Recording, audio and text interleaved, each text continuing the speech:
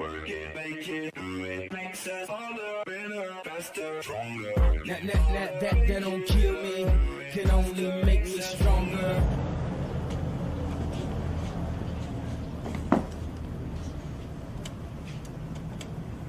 Hello? Hey there, it's Lance Bangs. We're here to see Jonze and Kanye.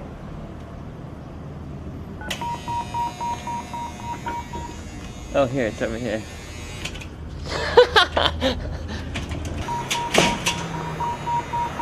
Alright. Kanye, will you just give us a sort of brief intro as to where we're at and what you're doing? And The song we doing a video for right now that we doing the coloring is Can't Tell Me Nothing. meaning? That's the whole meaning of the song. You can't tell me nothing. Do you want to make that whole shadow black? How you want to do that? This is the point where I take all the footage and run and disappear for a week, and nobody can find me, and then this guy goes nuts. What are you guys gonna cut this one first or the other one? This one? Yeah, look at this. I'm looking at that shot like, yo, this is a special thing right here. That shot right there with the fabric in front. Peep this. Look at this, Spike Jones. Like the blues in the back look good, right, Spike? And what was it? I think we talked about what was the idea for the video? What was your initial intention for doing a video for that? Emotionally, the way I connect with like this type of imagery, I've always wanted this and I've never had it. So this is kind of like if you always wanted a certain car and you finally get it, you always wanted a Ferrari and you're in the Ferrari. I feel like I'm in the Ferrari now, visually. You're in the middle. You're doing 2 videos right now, but you're in the middle of the record. The record's maybe halfway done. Is it? Nah, it's halfway done in the sense that I have all my records that I think I want. I'm not the type that does 40 records. I do 14 records and just work on those records for a long time. But I want to make perfect records.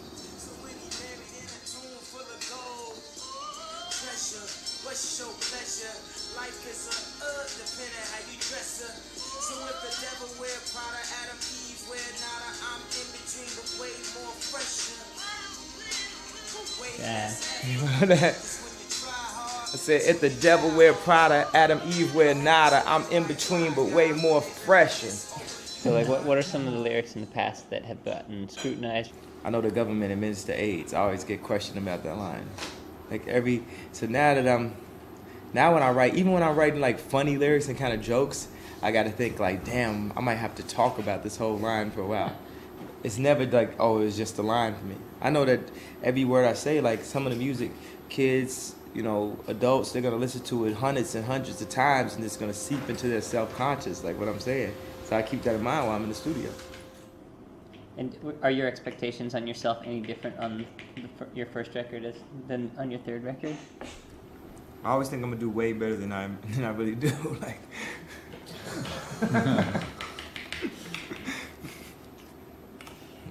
so any type of success that you saw me have, it's way under what I was expecting.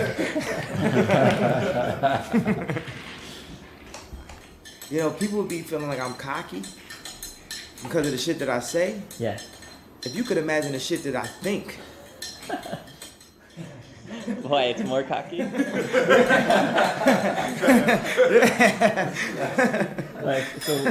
Like, give me an example of something you say and what the I'm real standing thought was. in front of this camera, like, yo, I'm up against Madonna. Yeah, that's I'm going for Michael Jackson's throat right now. That's the type of shit I'm thinking. I'm sitting up, getting some chords played and shit on a song. And I'm saying I'm going for Stevie Wonder right now. Because even if we didn't do a window and we just picked something that kind of fit the skin and the colors were muted, I want to have those type of shots actually on MTV. I thought that, even though I definitely don't think that it was Song of the Year, I thought the Dixie Chicks video was really beautiful, though. They did stuff using fabrics. It's kind of stuff like a Broadway, so they get these big screens behind them that have projections of shit with fabric on it. Just these art displays, you know how people do, they have the fabric art displays and these asymmetrical, I think for me to say a statement like, and this has never been done before in a rap video, is just, what does that mean? It's like, it's so beyond that. Everything I do has never been done for a rap video, duh. The thing is, I'm not delusional. I'm not delusional because when people make great art, it hurts me, like in a good way, it inspires me. And people, you know, do shit that's great. Like I thought when T.I. dropped What You Know About That, it was like, oh shit. Or even like Justin's whole success this past year with the Sexy Back and like his art packaging, the Terry Richardson shots and all that stuff. I was like, Joe, he did good with that. Or certain Coldplay videos, like, I'm not delusional, like, I have blinders on. That's what the true arrogant person is. They walk in the room and arrogant people, I don't think ask as many questions as I ask. The bottom line is I'm a fan, period. I'm a fan of really great stuff. So, you know, by the fact that I'm really great, by default, I'm a fan of myself. Also. So.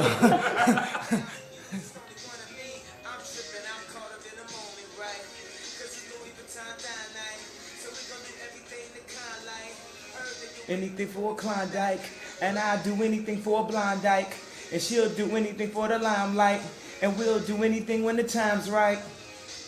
Baby, you're making it. That don't kill me. I got kids. I made up a dance for that. Oh, we gotta catch that on the reshoot. Oh, so when that part happened, they do like that in the club. You know, I haven't really capitalized. I'm really probably not as rich as people think I am. So I don't have fuck you type money. Yeah. So I'm still at the mercy of the fans. Yeah. If the fans are like, yo, we don't like Kanye anymore, we don't want to come to the shows, we don't think he's dope or da-da, I would like be fucked up kind of. I would have to maybe live a different lifestyle. I have to like really go hard on the real estate. Architecture. Exactly. Like I'm saying, like I'm not even like in Pharrell or Puffy's position or R. Kelly. I mean, all those people been in the game way longer than me, and hopefully, like a year, 2, 3 years in, I'll be able to be more in their position. But with that, the fact that I'm not in a situation where it's just like, yo, I got so much money, it's like, yo, fuck, whatever. I think I give people better art. It's really like, yo, my life depends on how good this does. And every morning, I mean, I'm in the studio at 5 o'clock. I've had 3 5 o'clock nights. It's one magazine I read that has the year in what were things that were important to us this year. It's like, I feel like I'm in competition with the hula hoop. What the hula hoop was to America, I want my songs, my pieces of art to be that. Yeah. You hope that you're making something that's going to resonate with people, and to resonate. Yeah. Is it important? Did it connect with you in a certain way? It's not just fucking music. It's not just the video. I think the true artist should be willing to die for what he believes in. He should be willing to die for his art. He should be willing to sacrifice whatever worldly possessions he has to give the world the greatest form of art possible. And that is what my whole motivation is, and that's what kind of happened at the European Awards, but it wasn't translated properly. Well, we're very glad, but tonight the Justice Boys are touring in the US, so they're very sorry they can't be here tonight. Well, I had this thing where I like spazzed out because they told me I was gonna win this award, and they gave it to someone else, and I went up on stage to spaz, right? Oh, man, you won already. That's all good. I mean, we gotta share the wealth, but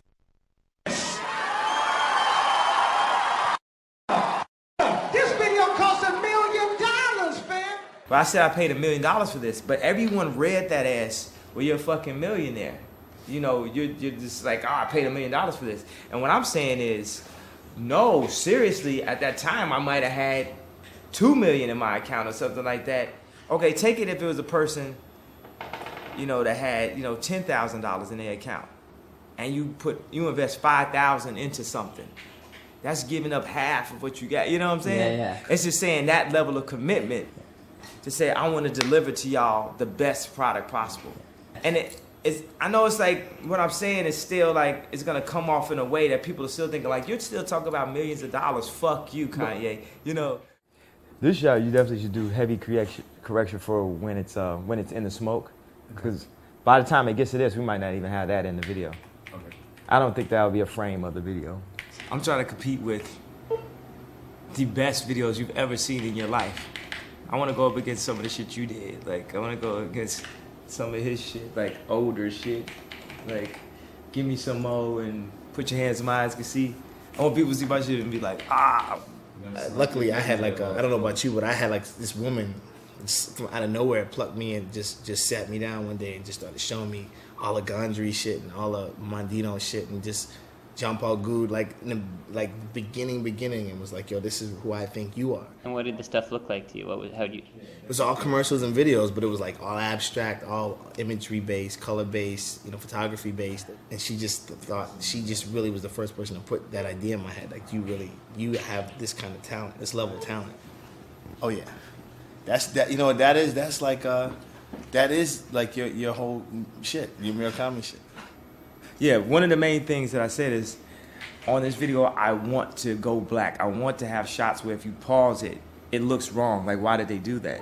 But it creates the emotion. It's the dark to light. Because in a concert, you'll go black and you just hear the screams, you hear the music, or at a fashion show, sometimes they black it all the way out and shit. Yeah. But videos they have these rules.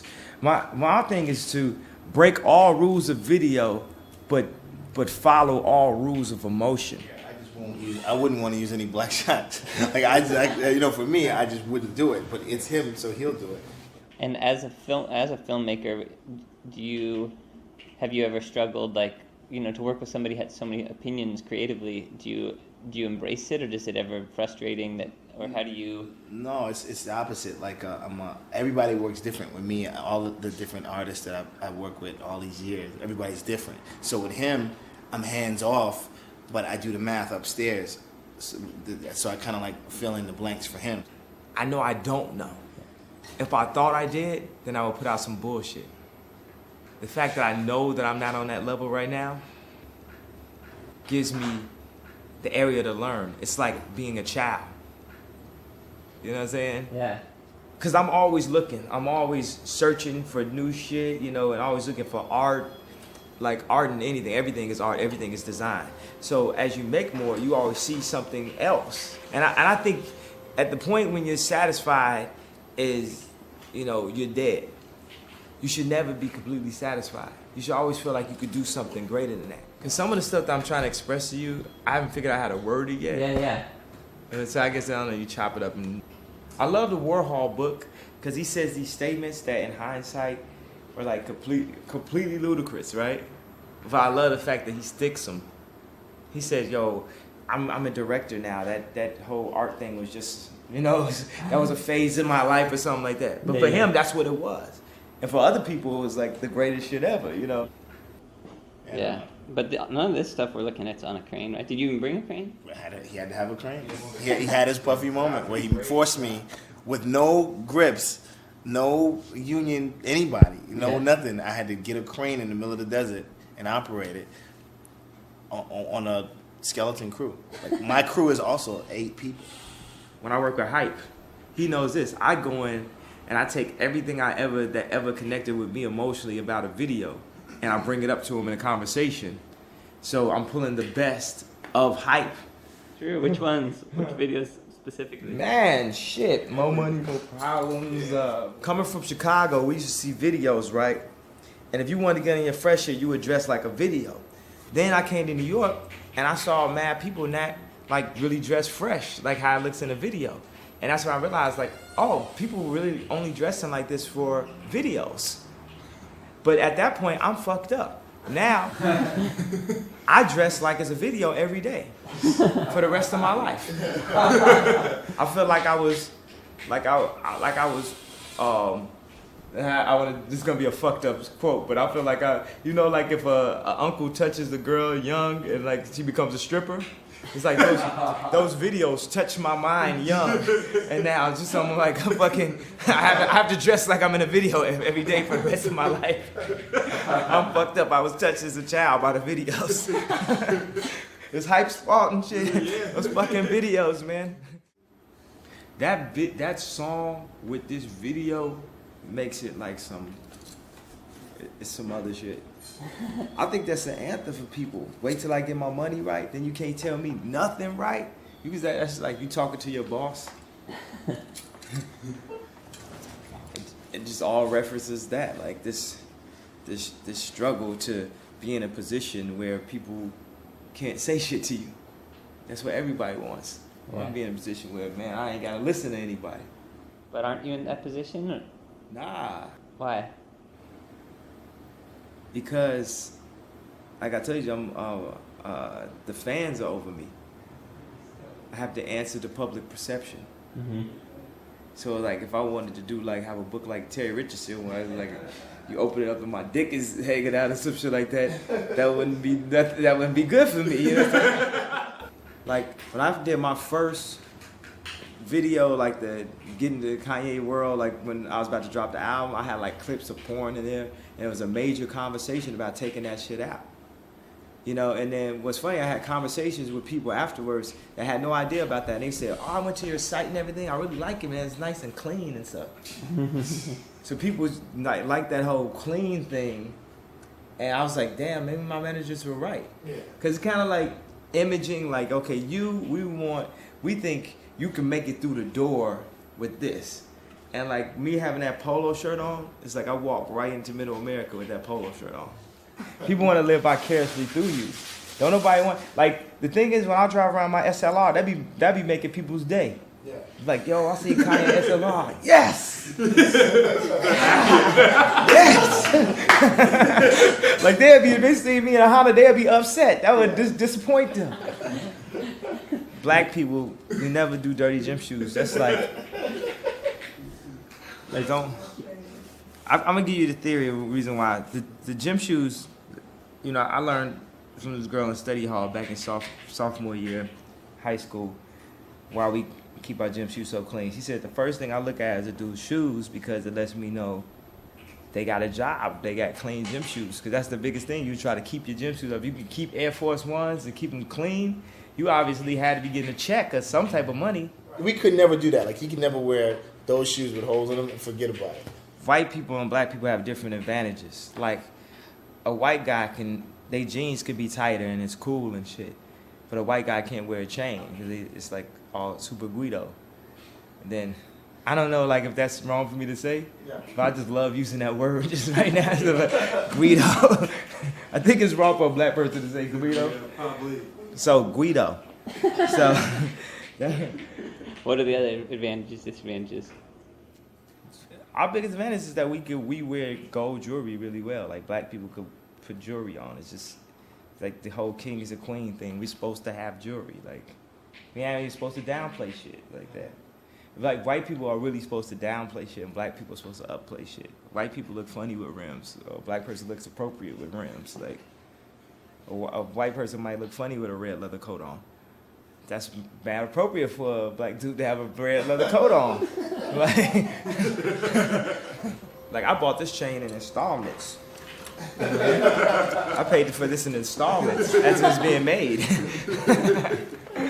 It's kind of like I got to check in. I'm like, okay, I'll take a percentage of this and put it right there. We're putting out real, quote unquote, real clothes. How do you mean? Well, you know, just in today's time, it's a lot of articles of clothing when you look at it and say, I wouldn't wear that. So what, like, in clothes, like, how do you know how to design clothes? Because I know I don't. Okay, it's like if someone was driving to California from New York. When they say, I'm going to drive there, someone who just gets in the car and goes might end up in Atlanta. Someone says, yo, you know what? I don't know how to get there. Let me try a map. Yeah. Let me try navigation. Let me stop, even though I'm using this map, let me stop here at 7-Eleven and ask them, am I going the right way? So any meeting I have, if I meet with Tom Ford, if I meet with anybody, if I have the opportunity to talk to Nigo about clothing, it's like me stopping at 7-Eleven, like, and I pull out. I say, okay, look at this garment. And what do we need to do, like, on the zippers? And look at this ribbon right here. And it's the fact that I didn't go to fashion school and I wear the shit and I live the shit and I'll eventually kill.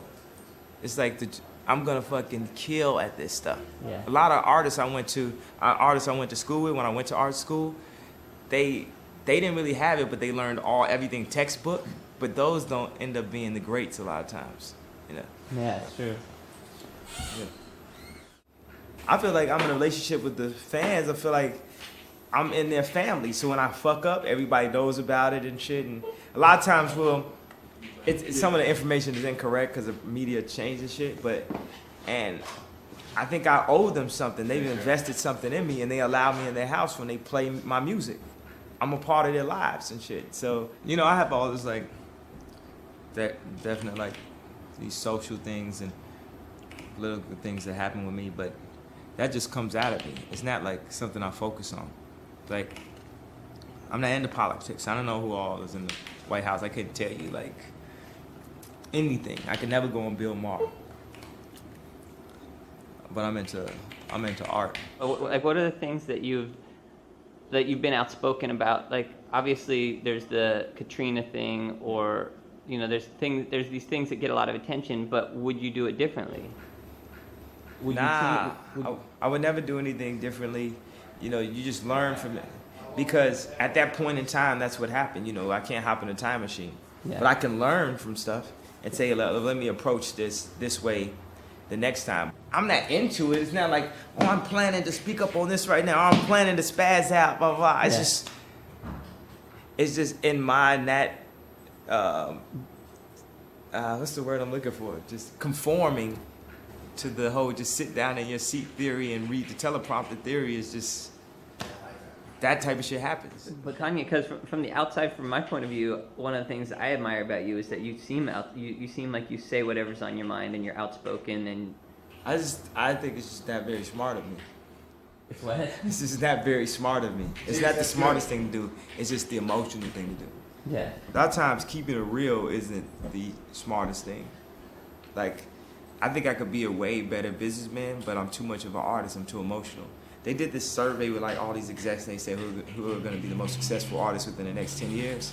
And they put me, I was on the top 10, but I was knocked down on the list under certain names because they said he's too much of an artist. I'm making music that on one end is definitely for the fans, but I also feel like my life depends on this shit really being very good. And I feel like I'm in the same position right now that I was right before I dropped the first time, where people are like, I don't know if I want to like him. Again. You know what I'm saying? I definitely get scared sometimes. But the fear is a motivation. It's a driving tool. And you know, I think that's another point that's completely contradictory to the whole arrogant stereotype that I have. The label of arrogance. My level of fear. The fact that I'm scared all the time. Scared of what? Scared of failure. Scared of not creating something that is absolutely. I guess I'm not scared of not creating something great. I know I'm gonna do that. Just scared every now and then when you get enough media that's so incorrect, that's so one-sided, you get enough people walking up to you one day saying, fuck you, I hate you, then you might just look at the mirror one day and be like, damn, am I gonna be out of there? Am I gonna be in like Terrence Trent D'Arby or something? Yeah. I was talking to Lenny about Terrence Trent D'Arby. I was like, yo, man, one time people thought he was hotter than you. Da-da-da. But one time he said was, well, you know, he was mad arrogant and he just talk all this shit, blah, blah, blah. I'm looking at myself like, oh, that can fuck you up? Oh, well, if that's the case, I'm out of here next week. What do you mean? What does society want you to do? Not testify. Meaning? I'm not supposed to say how great that is. You're supposed to be humble and say, I don't know. Somebody's supposed to come in and be like, oh, man, that is just the craziest shit I ever saw in my life. And I'm like, oh, do you think so? For real? That's ignorant. That's plain. Actually, that's disrespectful to the person who just said it. That's me acting stupid, like I didn't know it was good. Or like if somebody comes to you and say like, yo, you know, that's a dope outfit. What my grandfather told me to say is, you got good taste. That's true. The thing is, I don't even have a specific talent. I'm more like a computer, or like. I was about to say something that's gonna be completely politically incorrect, but I'll tell you this theory I have that's just way politically incorrect. That if it's sound bited, that it's gonna completely fuck me up. So I'm not gonna say it on camera. Okay. But Yeah. I gotta put a new chip in here anyway. can you stop that from running? Yep.